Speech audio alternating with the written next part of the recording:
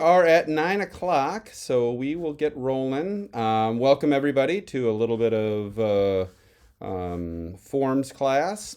I sent out the recordings of the first 5 classes, so if you happen to miss any of these, you are welcome to watch them.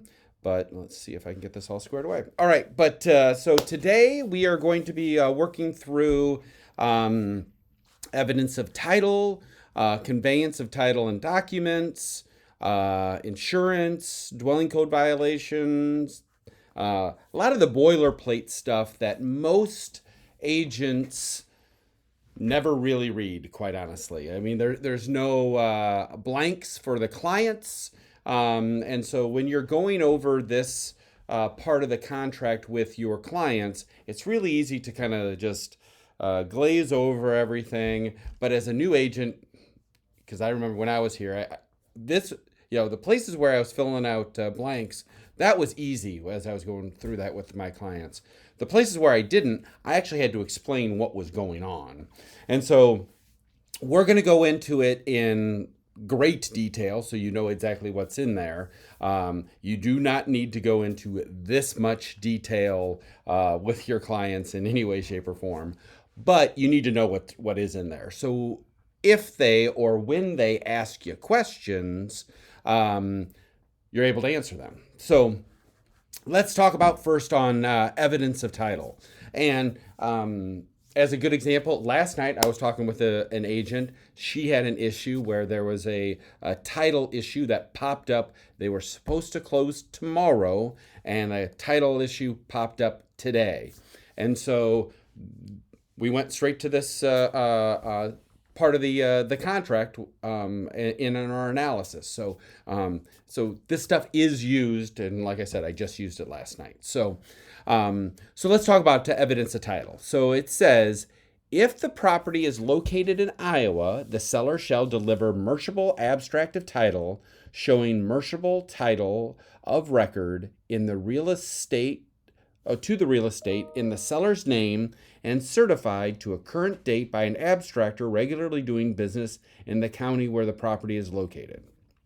All right, so what does all that mean, and why are we only talking about Iowa? So as you may remember in your classes, Iowa is unique when it comes to title. Every other state in the union does title insurance, and we'll talk about that in this next paragraph with Illinois. Oh, thank you for the. I think my share was not working correctly. Can you see it now? Yeah, we got you, Michael. All right. Sorry about that. Wow. Super unforced error to begin the day. Sorry about that. All right. So we're at evidence of title. Okay. We read through it and we talked about this. The property is located in Iowa, and what does that mean? So in Iowa, decades ago, there was a title company that wound up going out of business, and I think the abstracting companies and attorneys said, hey, this is our chance to get rid of those terrible title insurance companies out there. And so they basically outlawed them from the state of Iowa. Well, fast forward a couple of decades, and we all know about mortgage-backed securities, and when you do a mortgage and you sell it on the secondary market, because the standard across the country is that you have title insurance on it, and that's one of the requirements of these investors to invest and fund these mortgage-backed securities. Iowa was stuck because they didn't allow title insurance. So what they wound up doing was they created a state title insurance company called Iowa Title Guarantee. And basically all it is rather than allowing companies to have title insurance, the state does it themselves. So, but as far as the transfer of property goes, whether there's a loan on it or not, basically we all know that in Iowa they just update the abstract. So they're updating the abstract, and that's what this means, is that abstract has to be updated. There has to show that the current title is in this seller's name and that this seller is actually has the right to sell it and has clear title to it. So that's Iowa. In Illinois, let's read through it. It says, if the property is located in Illinois, the seller shall either deliver a martial abstract of title showing martial title of record to the real estate in seller's name and certified to a current date by an abstractor regularly doing business in the county where the property is located. So that's, option number one is exactly like Iowa's. Or two, a commitment of title insurance issued by a title insurance company regularly doing business in the county where the property is located, committing the company to issue an owner's policy in the usual form, issuing merciable title to the real estate in buyer's name for the amount of the purchase price. So when we talk about the abstracting, it's basically just an abstracting company updates the abstract. An attorney typically reviews it, does a title opinion, and says, in my opinion, this person has clean title and we're good to go. A title company takes it to the next level. They do that. They say, yes, this person has the right, and not only am I saying that, but I'm going to issue an insurance policy that says this buyer is protected. So if somebody comes out of the woodwork, if we miss something through the title insurance or whatever, this insurance policy says we will defend this buyer and we'll pay off whoever the other person is. If there was a lien against the property that we missed, we'll pay that lien, whatever. This buyer is getting it basically free and clear, subject to whatever liens they put on the property. With abstracting and everything, you're basically just leaning on the attorney that they're going to stay in business, and if they did something wrong, then you can sue them for malpractice. But that's kind of that difference there. Any questions on how that works? The differences between Illinois and Iowa when it comes to title insurance or whatever. All right. So what happens if there's an issue with the title? There's some kind of defect, there's a lien or whatever. Well, that's what this says. It says, if title evidence discloses exceptions other than those permitted under the rules of examination of title adopted by the local county bar association. So let's pause right there. Permitted exceptions would be like, hey, there's a utility easement across the back of the yard, those sorts of things. Or, basically, hey, there's taxes that are due on this. Well, you can have that. They just have to get paid off at closing, whatever those sorts of things are.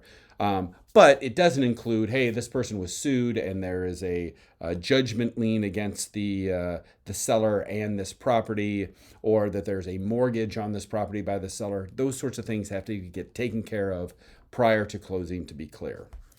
It says, buyer or buyer's attorney shall give written notice of such exceptions to seller within 15 days of receipt of the title commitment or abstract to title. So basically, if it's in Iowa, this buyer will get this updated abstract. It says here, has 15 days to review it, get it back to them, and let them know of any defects, or the title company let the other side know of any defects. So then the seller then shall have 15 days to have such title exceptions removed, or any such exception which may be removed by the payment of money may be cured by deduction from the purchase price at the time of closing. So one, the seller can cure these things. They can go and find whoever's got a lien against them, a judgment. They can go and pay it off.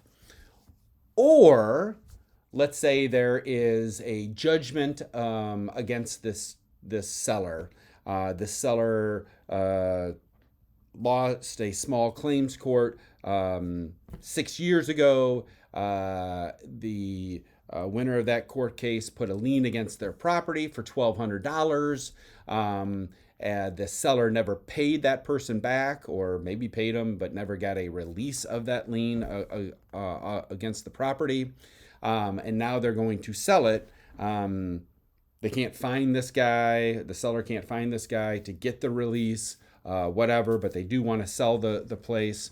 What they could do is they can reduce the price of the house by the $1,200, and then the new buyer takes the house subject to that $1,200 lien. If that guy shows up out of the woodwork, well, they've got the $1,200. They got the house for $1,200 less than what they thought they were going to buy it for.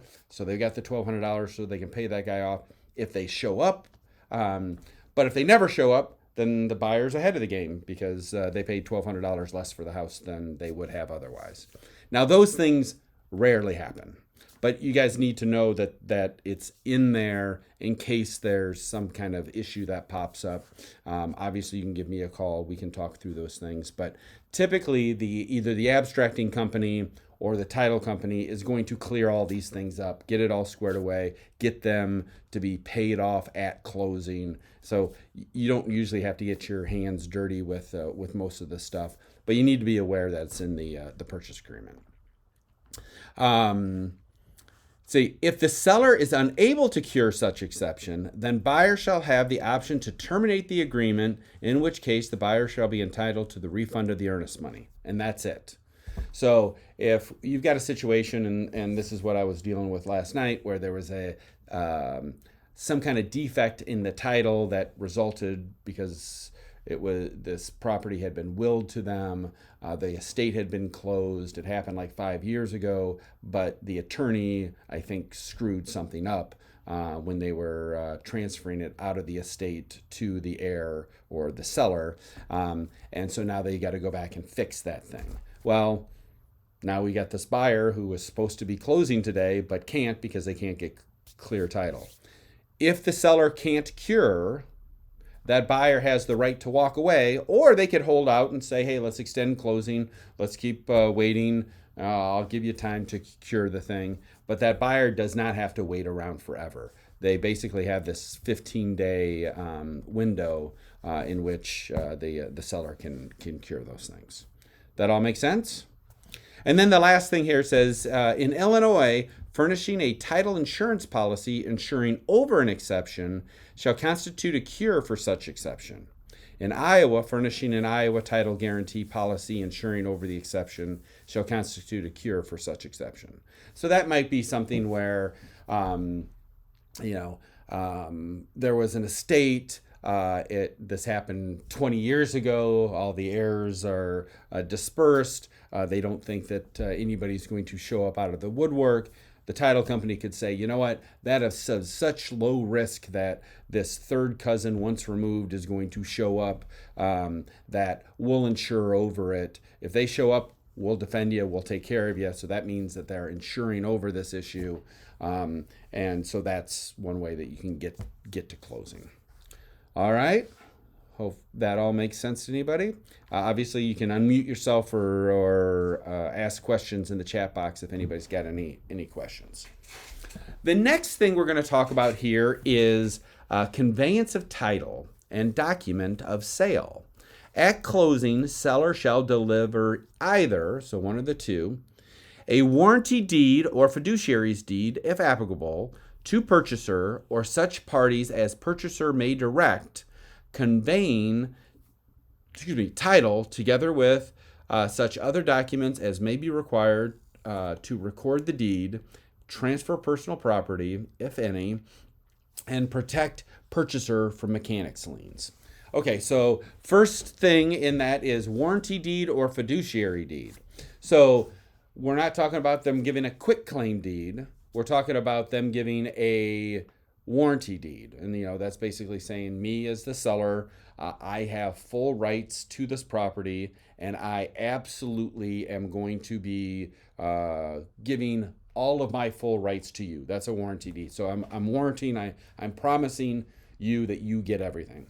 A fiduciary's deeds, typically like, with a trust or an estate or something like that. Same basic thing, but not done from the individual, but them acting as a fiduciary, a trustee, or that kind of stuff, or power of attorney. Now it does say, so they're giving the deed to purchaser or such party or parties as purchaser may direct. So you may wind up in some situations where basically, dad signs this purchase agreement. He's obligated to purchase it. He's going through, but in the end, they want the deed to be in his daughter's name. That's fine. So you do the purchase agreement, and the person who is obligated to purchase the thing, but then at the last minute, or maybe that was always the intent, they say, hey, no, make this deed out to my daughter. Or maybe I'm buying it, and through this process, I'm going to set up an LLC, and I want the LLC to be the company that winds up actually taking title, because this is an investment property and that's how I want to do it. I don't have to, assign the whole contract over to the LLC to purchase and all those different things. Right here in the agreement, I have the ability that I can say, hey, I want this deed in someone other than my name. Now, if that's your situation, you need to let the seller, and most importantly, the seller's attorney, know who the grantee is going to be. Is it going to be me? Is it going to be my daughter? Is it going to be an LLC? What is the situation? And it also says, what other documents they're going to need to record these things. The seller is going to provide that. Now, the next thing is B. So that's a traditional, that's what's going to happen 99% of the time. In the event that the seller financing applies to this agreement, then the executed agreement for deed or contract for deed shall be delivered and exchanged at closing. So that's the situation in which the buyer is not getting traditional financing, but instead the seller is financing it. The seller is acting as the bank. They're going to sign a contract for deed. That's what's going to be exchanged at closing. So that's option B. That doesn't happen a ton, but there are situations where you'll find yourself where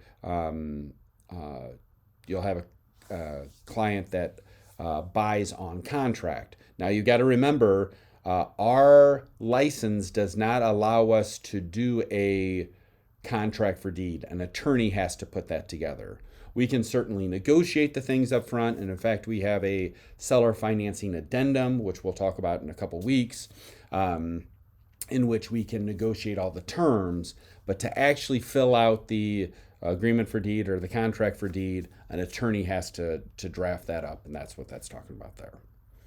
That all makes sense? All right. So let's talk about section 15. We are already on page 6 of 7. So we're coming down the home stretch here. So insurance or risk of loss. Now this is something that has come up quite a bit with like the derecho and hail damages and different things, and we even had a couple of house fires. But let's talk through this and so you truly understand what's going on here. It says, seller shall bear the risk or loss of damage to the property prior to closing or possession, whichever first occurs. So basically, just because I've sold my house doesn't mean that like I'm off the hook. Say, well, we're under contract. It's not my issue anymore. Nope. From when we execute the contract until closing, I'm still the bearer of the risk of loss as the seller. So this is why this next sentence is really important. Seller agrees to maintain existing insurance, and buyer may purchase additional insurance. All right, so that's really important. What does that not say the seller has to do? It says they have to maintain existing insurance, but it does not say that if the seller doesn't have insurance, that they have to go out and get it. So that may be something you want to take into consideration. I've seen it a few times where, as part of the purchase agreement, the seller says, or the buyer says, this is contingent upon the seller getting insurance or proof of insurance on the property during the contract period. Now, like I said, it doesn't happen very often. Most people, especially if they've got a mortgage on a property, they have to have insurance on the property, so that's not a problem. But if your person is purchasing, an old Victorian home that the person owns outright and may not have insurance on it, you can certainly ask if they've got insurance on it or not. And if they do, then they have to keep that in place during the pending period. But if they don't, you could negotiate to say, hey, I want you to have insurance on this if we're going to execute this agreement. Now, the buyer may purchase additional insurance. Now, most insurance companies have gotten away from this type of insurance. Most will say you can't go and buy insurance on a property that you do not own. There's a few places that do. It's usually pretty limited insurance, but you have the option to go out and shop and look for that if you want. All right, so it goes on. It says, in the event of substantial damage or destruction prior to closing, the agreement shall be null and void unless otherwise agreed to by the parties. So what is substantial damage? Well, it says, the property shall be deemed substantially damaged or destroyed if it cannot be restored to its present condition on or before closing.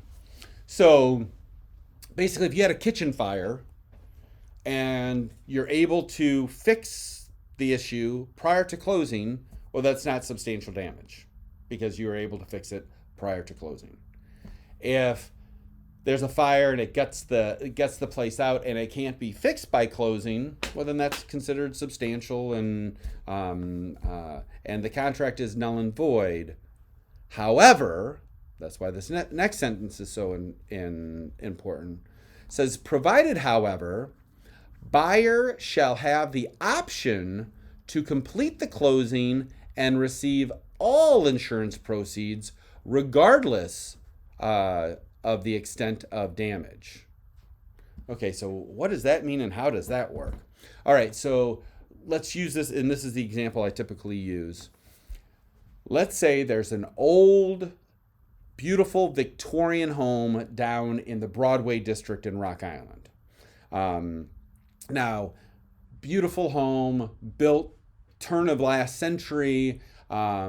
It is wonderful, but it's maybe a little bit tired. It's down in the Broadway district, so you're able to buy it for $115,000. However, to replace it or to rebuild it, it may cost $600,000 to build that thing. So me as the seller, I'm expecting to, when I sign this contract, I'm expecting to get out from underneath this house and get my $115,000. That's my expectation at the end of the day. If I no longer own this property and I get my $115,000, I should be happy, right? Perfect. But what this provision says is, but maybe I've got this place insured for $600,000 replacement costs. The place burns down. The buyer, let's say Tori's the buyer, she's expecting to have a Victorian home on this lot in downtown, just outside of downtown Rock Island. And so what they can say is, what she could declare is either we want this null and void, or I'll take all the proceeds and then I can build myself this Victorian home on this lot when the purchase agreement is all said and done. Now, I still have to pay the $115,000 to Mike because that's what I was expecting and that's what I want to get out of here with. But she would then get all of the proceeds, and most insurance companies then require you actually to rebuild the house and do those things. So that's what that means here. It says that Tori, in this case, would have the option to complete the closing and receive all insurance proceeds. That all makes sense to everybody? It doesn't kind of seem fair to me to be like, hey, wait a minute, now all of a sudden I sold 100 for only $115,000, and she winds up getting a $600,000 brand new Victorian home down there. Well, you're right. It's not fair, but she's got to have to deal with getting it built and not having a place to live on the day that where she was supposed to have been able to move in and all those different things. Me, I'm made whole. I got what I thought I was getting when I signed the contract. Okay. Now, the last line here, it says, if property is located in the state of Illinois, this agreement shall be subject to Illinois Uniform Vendor and Buyers Act. Don't worry about it. The issues of what that would pertain to are so minuscule. I wouldn't worry about it. I'm not really sure. Sorry about that. Why that's even in the agreement. I'll have to give Penny back a call after this. So, all right. All makes sense to you guys? All right, next, dwelling code violations. This is an issue. I had a conversation with an agent Wednesday on. Seller expressly warrants that prior to the execution of this instrument, seller has not received any notice by the city, village, or government authority of any existing dwelling code violations in the dwelling structure upon the property herein described. All right, so that's pretty clear. I haven't gotten any notice from the city, the village, the county, whoever, that I've got a building code violation. But what doesn't this say? It doesn't say that there aren't any violations. It doesn't say that I got permits for everything I did in this property. All it is saying is, I'm just saying I haven't gotten a notice that I'm in violation of anything. Now, if I'm the seller and I know I'm in violation of something, we have to disclose that. That would show up on the disclosure or whatever. But nowhere on any disclosures or in the purchase agreement is there anything that says, me, Mr. Seller, I have gotten permits for everything I've ever done on this property. Nowhere does it say anything like that. So if your buyer is concerned that says, hey, they put this addition on here, do you think it got permitted or whatever? If they want to make this purchase agreement contingent upon ensuring that the permits had been pulled, then either do the research up front or back on page 2, that would be something you could enter into. Say, hey, this is specifically contingent upon providing proof that all permits were pulled for this addition no later than April 1st or whatever. So that makes sense on the dwelling code violation section. Next is a little bit of lawyerese stuff. It says Hey, Mike. Oh, yes. This is Sal. Can I interrupt for a second? Absolutely. Please do. What is our responsibility as the agent to do that due diligence? Is it on the client? Is it on our buyer to request that we look for those permits, or that they do that? I would. About that? Yeah, I would have them do it for a couple of reasons.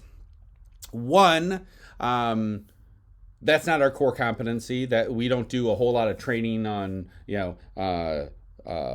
permit investigation. We don't have a permit investigation class. We don't have looking for FOIA information and doing all that kind of stuff. That's typically not in our wheelhouse and what we do. The other reason is because, unfortunately, sometimes you get different answers from the city depending on who you talk with. And you don't want to be in a situation where you go down as the agent and you talk to Jim, and Jim goes, oh yeah, everything was good and blah, blah, blah, blah, and here, no problem. And then you go back and tell your client and says, hey, no problem, we're all good.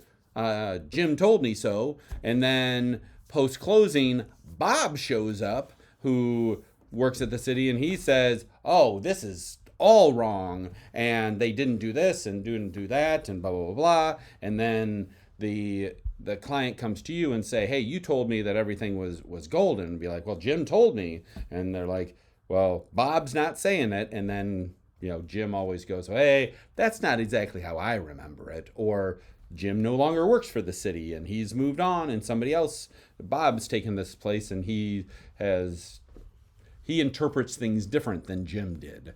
And so that's why I always, what I used to always do is I'd get the phone numbers for the people. I'd try to do the legwork up front for the client, but then say it's important that you get it from the horse's mouth. You ask the follow-up questions, that you feel comfortable with whatever they tell you. I would not suggest you do it yourself.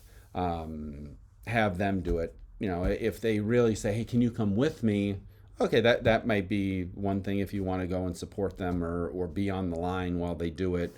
But do not take on that risk yourself, that you either get wrong information or get correct information and then the city changes their mind or their interpretation of whatever you're seeing. Does that make sense? Thank you, sir. Yep, thank you. Okay.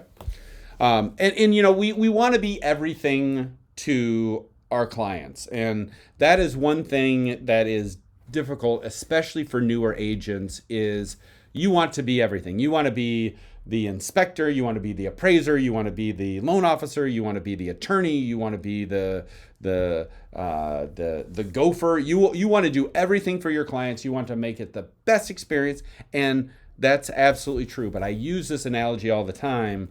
We are the conductor of the orchestra. We do not play every instrument. We don't play the tuba, we don't play the triangle, we don't play the bassoon, but we make sure that all of those people, the attorney, all of those people do their job, but we don't necessarily do the job for them. We shouldn't be inspecting the house.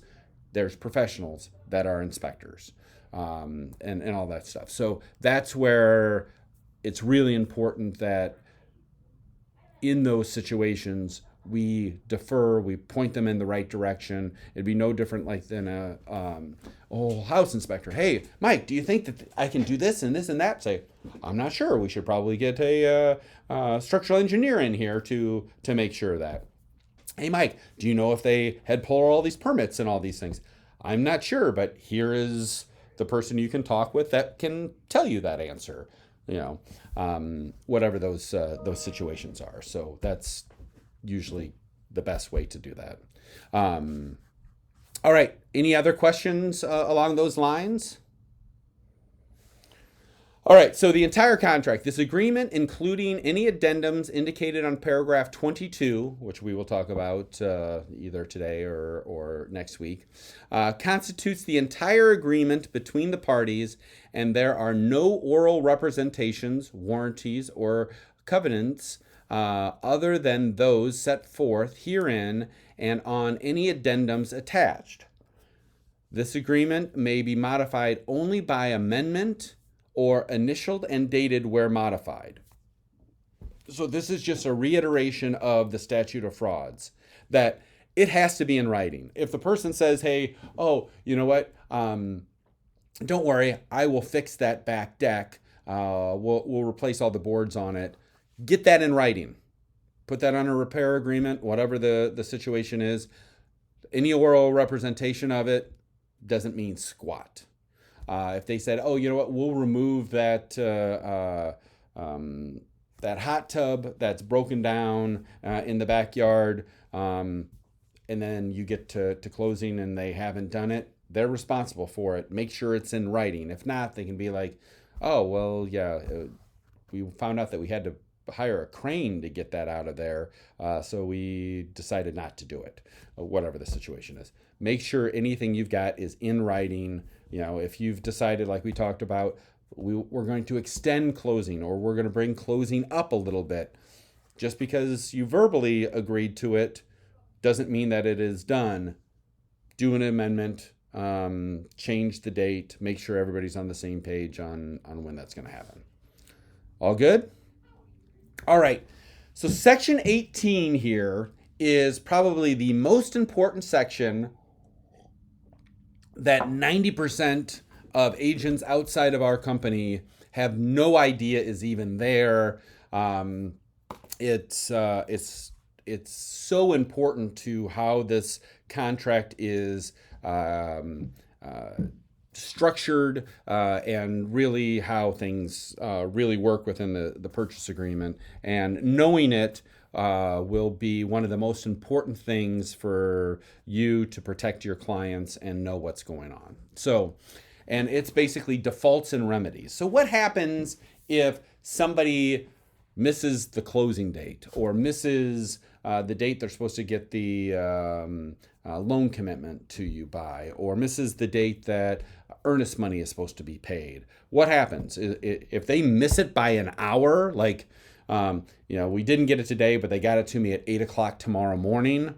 Does that mean that me as the seller, I get to just walk away, or me as the buyer, I take off because they missed it by a day or something like that? No, that's not how this contract is constructed. And so let's talk through this real quick. If buyer fails to make any payment or perform any obligation imposed upon buyer by this agreement, seller may serve written notice of default upon buyer, buyer's agent, or buyer's attorney, and if such specified default is not corrected within 5 business days thereafter, seller, subject to the terms of any listing agreement, may accept the earnest money and any additional down payment as damages, or may pursue any available legal remedy, including specific performance. So if the buyer just flakes out and says, gets buyer's remorse and says, "Hey, I'm out of here. I'm not closing with you," or they are supposed to get you the loan commitment by March 26th, and they don't have it for you, you don't just get to declare, "Oh, the contract's null and void. I'm going to sell it to somebody else this weekend." No, you have to give a written notice to the other side, and they have 5 business days to cure. So basically, that's a week. So if you give them notice, it becomes 6 o'clock tonight, and they didn't close. You give them written notice that says, "Hey, you've got 5 business days to cure." So that basically gives them till April 2nd, which is next Friday, to cure. And if they don't, then they have breached the contract. And the reason this is in here is, let's say we're supposed to close. We're supposed to close yesterday at 4 o'clock. But the copy machine at the closing office breaks down. They can't print up all the documents for the buyer to sign, and therefore the lender will not wire the money, so the buyer can't close. The seller doesn't get to then say, "Hey, you were supposed to close yesterday at 4 o'clock, and then turn around and sell it to somebody else today." And this buyer has gone through this whole process over the last 45 days, spent stuff on inspections. They sold their property or terminated their lease. They're expecting to close. Yes, there was this hiccup with the copier, but they're able to close at 8 o'clock the next morning. Clearly, that wouldn't be right. And so this says not only do you get just 1 business day, you get 5 business days to cure whatever your issue is. And along the same lines, in the event the seller fails to perform any obligation imposed upon seller by this agreement, buyer may serve written notice of default upon seller, seller's agent, seller's attorney, and if such default is not corrected within 5 business days thereafter, earnest money and any additional down payment deposit shall be refunded to buyer without prejudicing the buyer's right for any available legal remedy, including specific performance. And we talk about specific performance is forcing them to sell the property to you or forcing them to buy the property. That's specific performance. But again, same thing. If the seller, "Hey, we're supposed to close, something happens, they aren't able to close," the buyer serves them written notice. They've got 5 business days to cure whatever that thing is. That makes sense? Now, this does not pertain to the inspection section. The inspection section is very clear. Here are the days that you have to respond, go back and forth with remedies and those sorts of things. This has to do with basically all the other things: closing date, financing contingencies, earnest money, those sorts of things that this section pertains to. And then finally, it says, in the event of default, the defaulting party shall be liable to the other party for reasonable attorney's fees and expenses incurred by reason of the default.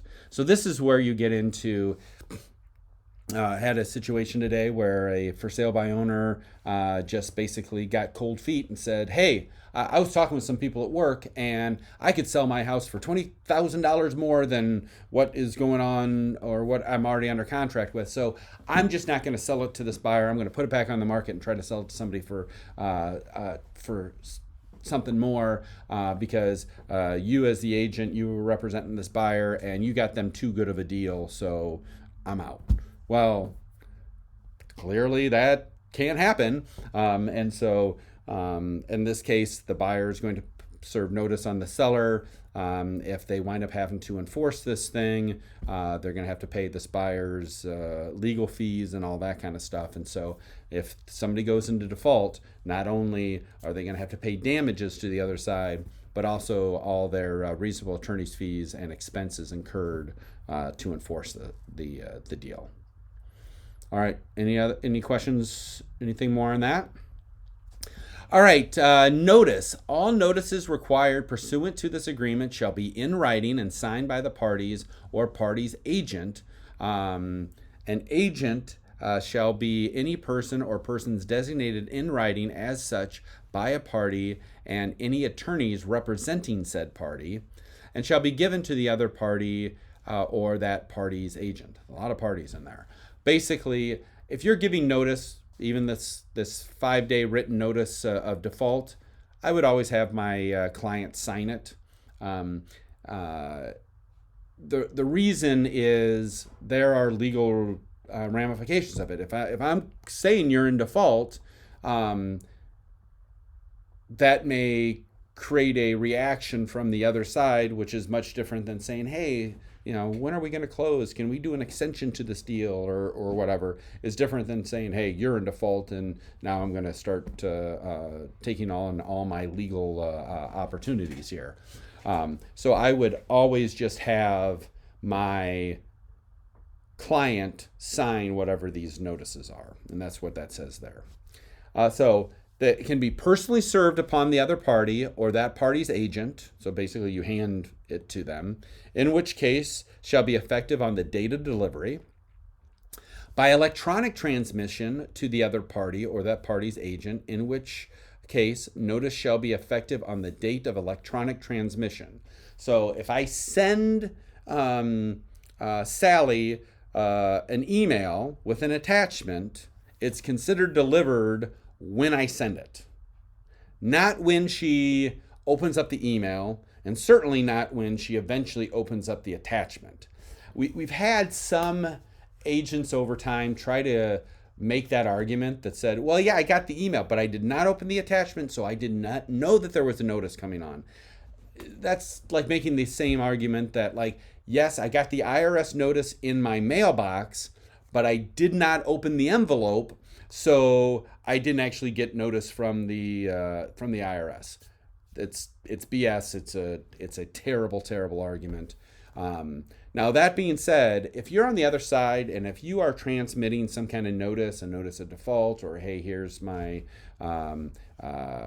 withdrawal of a counter offer, or any of those sorts of things, if you're just emailing it to them, follow up with a text and a phone call. Make sure that they know that stuff is in their inbox. Some people have weird filters, and sometimes it goes into junk mail or whatever. Let them know. Don't try to play gotcha agency where, hey, maybe it slides in and I'll send it to them at 2 o'clock in the morning, and then maybe they won't notice it when they wake up in the morning. There'll be other stuff there, and it'll get kind of lost in the shuffle. Don't be that agent. We all work together. Let the other side know. But if you're doing it by electronic transmission, it's considered delivered when you send it. The next is certified or registered mail, return receipt requested, and sent to the address of the party set forth herein, in which case notice shall be effective 2 days from the date of mailing. At one point, this said the date of mailing, not 2 days afterwards. And I was, we changed that because we didn't want a situation where somebody's playing games with it, where you send it late on a Friday on a holiday weekend, and they don't get it then until the following Tuesday, Wednesday, or whatever, but the clock started, the Friday before. Again, don't play games with the notices. Let the other side know. I like to try to get it to them multiple ways. That way we're all on the same page. Ounce of prevention's worth a pound of cure. Let them know up front rather than waiting till the last minute. Notice to any one party of a multiple person party shall be sufficient notice to all. This was added in here because we had a situation where there was a husband and wife, and the husband got it, but he didn't share it with his wife, and then so she tried to make the claim that says, hey, I didn't even know this was going on because my husband didn't share it with me. Well, now the obligation is that's your side of the equation. You guys have to communicate. It's not my job to track all of you guys down. Just as long as we get it to one of you guys, that's enough. Any questions on the notices? Next, electronic transmission. For the purpose of negotiating and finalizing this agreement, any document transmitted electronically shall be treated in all manner and respects as the original document. The signature of any party shall be considered an original signature, and any such electronic document shall be considered to be the same legal effect as the original document. This was added in here because it used to be you had to run around with the original. So in this, before fax machines and everything. So you had to get the original signature from the buyer, and then you had on the exact same document, you had the original signature of the seller. And if there was a copy of anything, then it wasn't legal. It had to be wet signatures of everything. Well, now today with electronic scanning, electronic signatures and everything, this section says all of that is fine. All right, we're on the last page here. It says, this agreement shall be binding on and inure to the benefit of the heirs, executors, administrators, assigned, successors in interest of the respective parties. This agreement shall survive closing. So this is really important because we have had, and we do every year, a couple of times a year, we have a situation where a client passes away while they're under contract. Now, if it's on the buy side and it's not a cash deal, it's pretty straightforward. The bank's not going to give that person a loan because now they are dead. Their earning potential is low, and so therefore they wind up getting out through the financing clause. But if they were buying it for cash, their estate technically is still obligated to buy the property. Because me as the seller, I'm innocent. I sold this. I got under contract to buy another property or change my life because of whatever this is. Just because that person passed away doesn't mean that I should be penalized for it. So their estate is going to be required to purchase it, and then they will probably turn around and sell it. Alternatively, and we've run into this a couple of times, the estate pays the seller and says, hey, listen, here's $5,000. Let us out of the contract, put it back on the market, and you sell it to somebody else. Sorry for your trouble. Here's a little bit of money. And that happens. No problem. The times where it is the most heartbreaking is we have situations in which, grandma and grandpa, they've lived in this house their entire life. They raised their kids, whatever. Grandma is spry as can be. She's got the most beautiful garden out back. She works in it and tends it every single day. But grandpa is not doing well health-wise. He's got hip issues. He can't get up and down the stairs. They have been struggling with this issue for years. Neither one of them really want to move, but because of him, they really have to. They got to go get into a condo, one floor, even though grandma, she's going to lose her garden that she spent a lifetime putting together and all the memories. So they finally pull the trigger, they put it under contract, and they move forward. And 2 weeks before closing, grandpa passes away. Well, now grandma, she's like, I do not want to sell this place. This is the house. I can handle it. I want my garden. We are only doing this because of grandpa and everything. But again, they are obligated to sell. Again, we've had situations where grandma pays off these buyers and says, hey, here's some money, go away. I want to keep the house. But we've had other situations where the buyer's like, nope, I want that house. I'm under contract for that house. You gotta go. And so that's one of the provisions in here that you got to know if we wind up running into a situation where somebody passes away. Paragraph headings are for the convenience and references and shall not be limited to the effect of the meaning of the agreement. Words and phrases herein, including the acknowledgement hereof, shall be construed as the singular or plural and as masculine or feminine or neuter general according to its context. So basically, if you write something that says he's going to do this, it means he, she, them, whatever the thing is. If you use singular, the seller, and it really should have been the sellers, doesn't matter. Singular, plural, that just cleans up that language.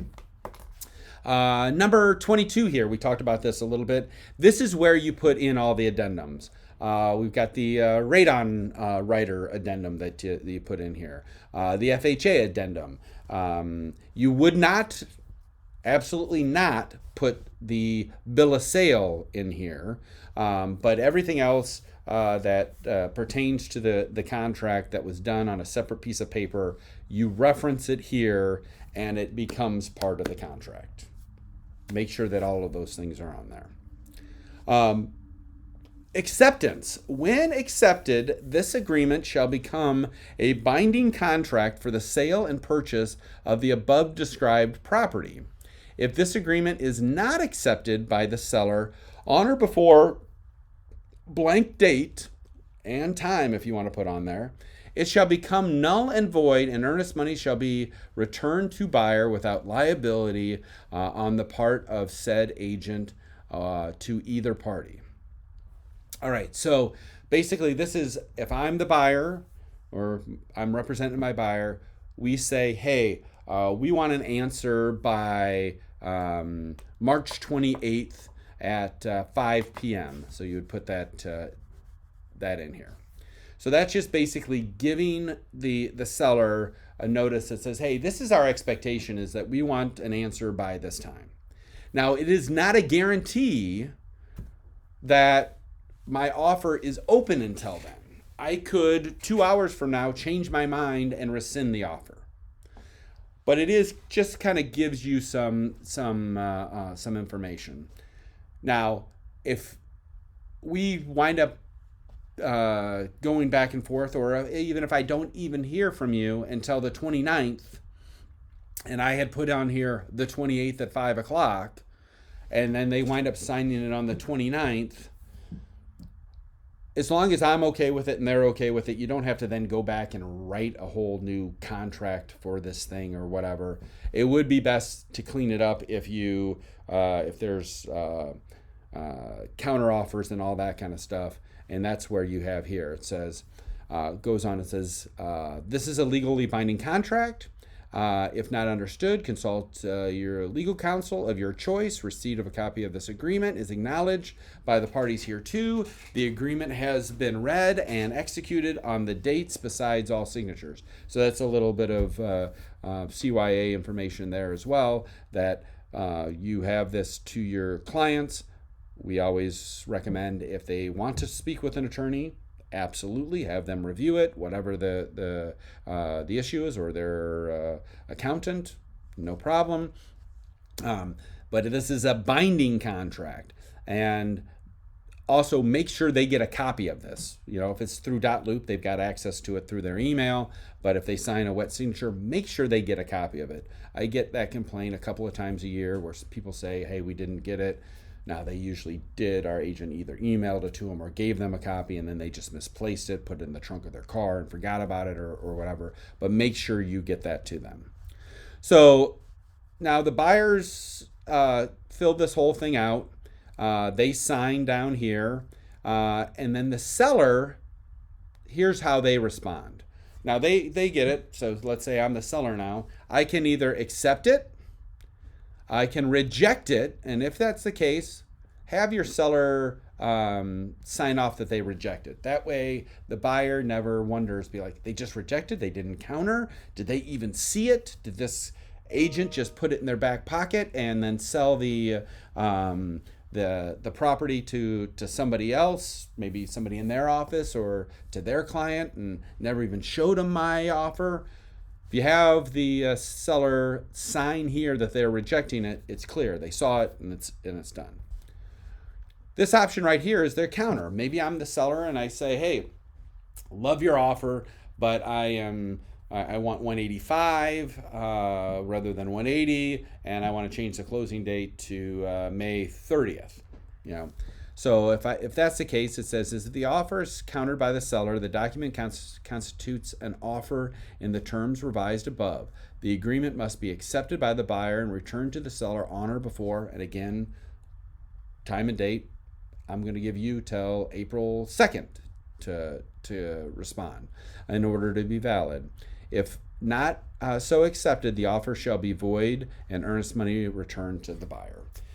Again, just because I put a date out there doesn't mean that I have to keep it open till then. As the seller, I could change my mind. Maybe I get another offer in and this person is $10,000 more and it's cash. I can reject or pull back my counter offer, just as long as I do it before they sign it and get it back to me.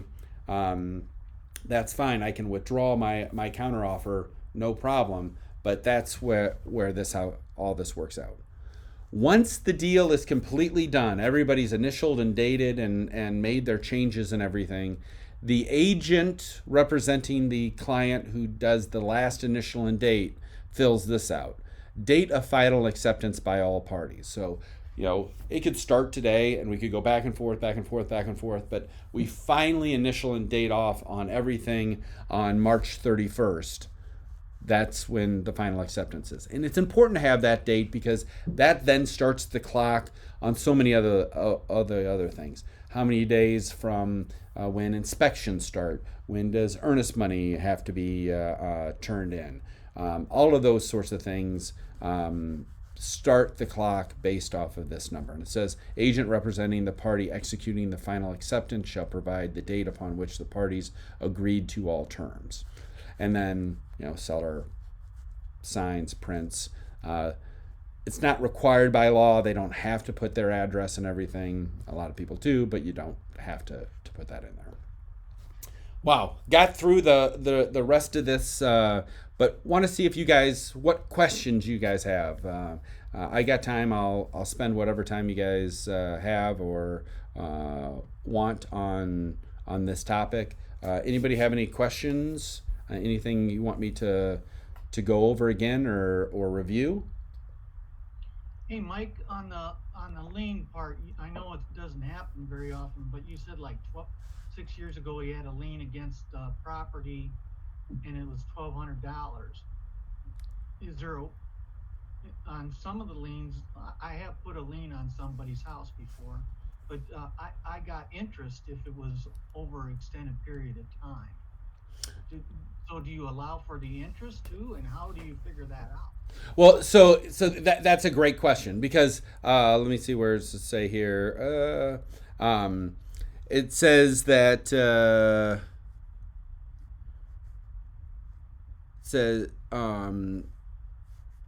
may be removed by the payment of money, may be cured by deduction from the price at the time of closing. So me as the buyer, I would say net present value of whatever that is. So let's say it's $1,200, but there is this interest component on it. Now, typically in most jurisdictions, any liens or those sorts of things, they're only good for a certain amount of time, and then they have to be re-upped, basically. And so what you can figure out is say, okay, the net present value, if we think that this is at X percent and this is still good for another 8 years, so it's $1,200 plus an additional $250 in interest, that's what I'll accept as the deduction from the house, because that's the worst case scenario for me, is what I might have to pay.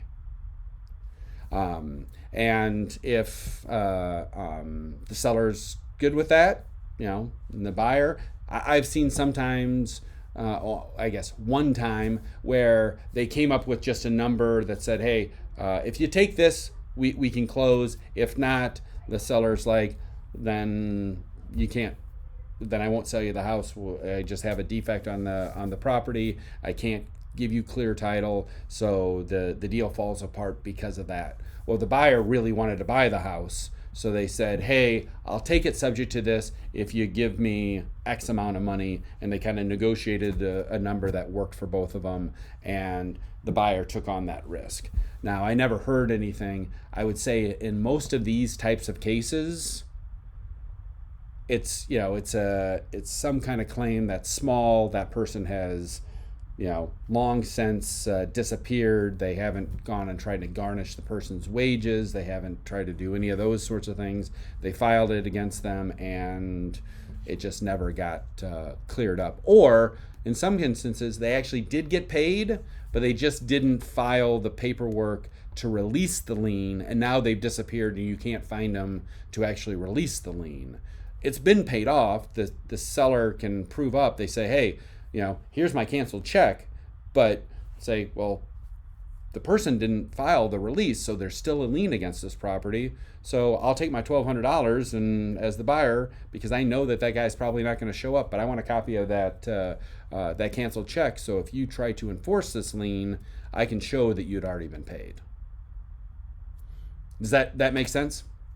Thank you. Hey, no problem, Mark. It's not always as clean as you want, because some people may get an argument, well, they could renew it and it could be worth something longer down the road and that kind of stuff. And that's why it's at the buyer has a little bit of say on that. It says, hey, that's not everything that's owed on here. It's not just the principal. It's the principal and the interest. All right. Anything else? Hey, Mike. Yeah, Matt? Mike, this is Matt Schwind. Yeah, I was just going to say, oftentimes, this becomes the rules of the game, is what I always tell people. And so you have to abide by the rules of the game. But sometimes people will disagree and, on an interpretation of a contract. And so what's the route there where our agents, we think we're the best trained, but we're dealing with a co-op agent who says, no, that's not the case. We think it's this. So then what happens at that point? So that's a great question, Matt. And that happens. I mean, as we've gone through this, we've talked about that there's been a few places that are a little bit of a gray area and that kind of stuff. But you're absolutely right. Some people interpret things different. I have some brokers where, and I've talked about this before, I will have an argument with them in March, and they will make an argument that says, the contract says this. It's clear the contract says this. And then I'll have the same conversation, but they're on the other side of the deal with a client. Rather than being on the buy side, they're now on the sell side. And in June, they're arguing the exact opposite, that the contract says something different. Well, those brokers annoy me, because the contract is what the contract is. And so you don't get to just pick and choose how you're going to interpret it based on your person. But we do have those situations. Let me know. Typically, I can get involved. I can talk with the broker. I've been doing this long enough that oftentimes, I'd say probably 75% of the time, just that conversation with the other broker, they then talk with their person and it gets resolved. But there has been times, the husband of Remax River Cities, really nice guy. He's an attorney, and he's done some interpretation. But then I'll get on the phone with their attorney or the client's attorney, and I'll read through something like Section 18. Be like, well, clearly, because of Section 18, we're in this situation, blah, blah, blah. And they'll be like, what? And they just, sometimes attorneys will give their opinion, but not necessarily know every inch of this contract and what's going on. And so oftentimes we're able to, just me getting involved and a talk with that attorney, point out the situations, we find a resolution that works. But ultimately, there are absolutely some times where even after that, you read the plain language and they're like, well, we still think that we've got a really good case. Be like, okay, I mean, that can be your opinion. And so sometimes it goes to small claims, and sometimes the parties wind up somewhere splitting the baby and parting ways, and nobody's happy and all that kind of stuff. And so that's why we always suggest, say, hey, when your client starts to ask about what the legal ramifications are of this, that says, hey, we've been trained, we believe that the language says this, but if you want a legal opinion on it, you need to talk with your attorney.